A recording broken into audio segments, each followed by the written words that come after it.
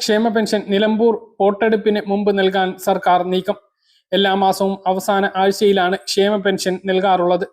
നിലമ്പൂരിൽ 19-ന് വോട്ടെടുപ്പ് നടക്കുന്ന സാഹചര്യത്തിൽ അതിനു മുമ്പ് അക്കൗണ്ടിൽ പണം എത്തിക്കാനാണ് ശ്രമം.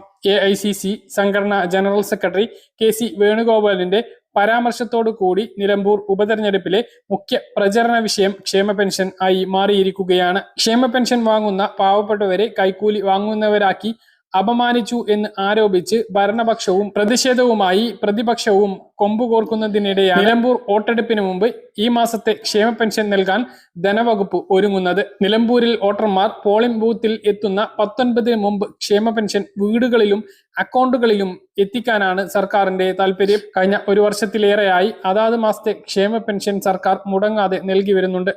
മാസത്തെ അവസാന ആഴ്ചയിലാണ് വിതരണം നടക്കാറ്. പക്ഷെ ഈ മാസം 3-ാമത്തെ ആഴ്ചയിലോ അതിനു മുമ്പോ